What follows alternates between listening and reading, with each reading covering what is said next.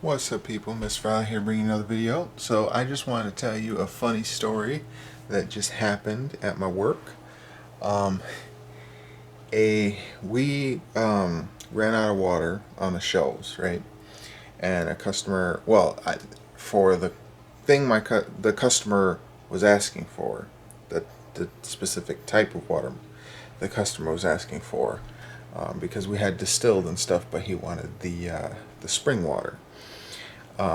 So I went in the back and I told my coworker Matt that I asked him if we had any spring water left because the customer wants 6 of them and the gallon jugs. And he's like, yeah, but it's on the bottom. So just go out and tell him it'll be a couple minutes and I can bring it out. So he starts. I tell the customer and he starts picking up the boxes one by one, and he finds it. He gives it to the customer. Then we both go in the back, and he finds more water in this other area, and then he starts moving the next layer, and he winds up dropping one of the boxes, and each box contains 6-gallon jugs, and he drops it, and then all of a sudden you just see water slowly coming from underneath the pallet. And you just hear him say, fuck. And you have to actually wait for it to completely empty before you can do anything or move anything. So we have to wait. And by the end, once it was finished, the whole section in the back room was just covered in the water. So he goes to the box that he dropped and opens it up, and it's 2 completely smashed, like completely flattened gallon jugs in the box, but the other 4 were completely fine. In that box. But it turns out that there was actually several other gallon jugs nearby that were also leaking. So we had to take those out. All in all, we wound up having 8-gallon jugs in the damaged section in the back room that you put in so that the store can mark it off as damaged and all that. And it literally looked like, the back room at one point literally looked like he was trying to start an employee underground built-in pool in the back room. Because there was so much water that just 2 gallon jugs created, as well as several leaking ones. And the mops weren't really doing much of anything. They were just swishing the water back and forth because several of the heads were replaced with the new ones, and if you have a new mop, it makes it even harder to do it unless the mops are wet and stuff first.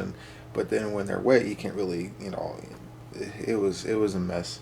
But luckily it happened right when it was time to go, because those customers were there like last minute and stuff. So that we closed right afterwards, and then it happened. So luckily you didn't have to like make it spotless or anything.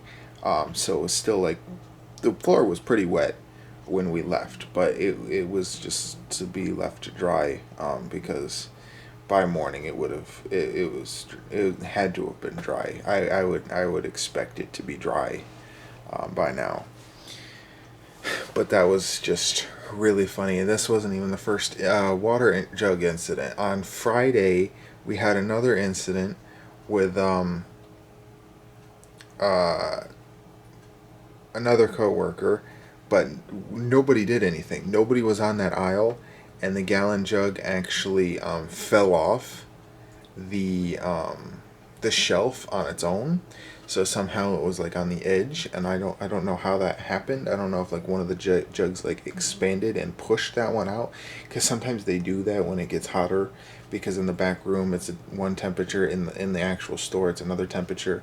So maybe like the jugs slowly expanded, and the 3 in the back pushed the one in the front forward enough to make it fall off. I don't know. But then that was all over, and that was actually in the aisle. But again, luckily enough, that was after the store was closed. Um, but of course, we still gotta mop it up as much as possible. So the other coworker was called to do that, and then I asked if he wanted me to help. And uh, at that time, the mop that he had didn't work at all, so he actually had to use paper towels, and he wound up using 3 entire boxes of paper towels before the water was finally cleaned up. It was crazy.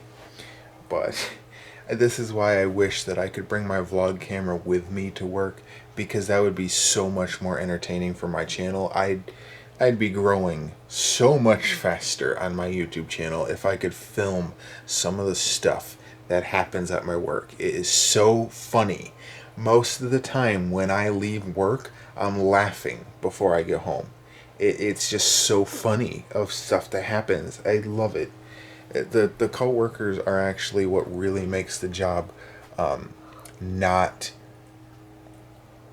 dreary. Like if you have good coworkers, it can make a semi shitty job. It's not a shitty job at all. I actually enjoy it. It gives me exercise and stuff.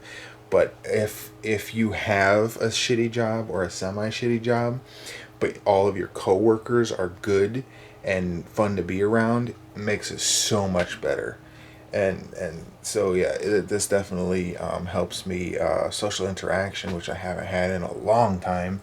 And yeah, I just wish that it paid more, because some of the days that we go home earlier and stuff, so I wound up only getting $160 check for the week, and that's definitely not good, when most of the places in America is like $800 rent minimum. So that wouldn't even pay rent, let alone all the other bills or food. So I need to try to find other ways of making money. I don't know how. I have my Amazon link in the description of every one of my videos. If anybody wants to buy anything from Amazon in my referral thing, then they can, and that gives me a little percentage of it. And then I have my Patreon and stuff, but that's just donation if anybody wanted to donate to me, because trust me when I say this, there are some things that I have not been able to tell you that is getting more and more worrisome. It's not just a financial thing, but it's definitely getting worse. But I haven't been mentioning it for a while. I don't know if I should or not, but yeah. Anyway, I'll see you guys tomorrow. Thanks for watching. Bye.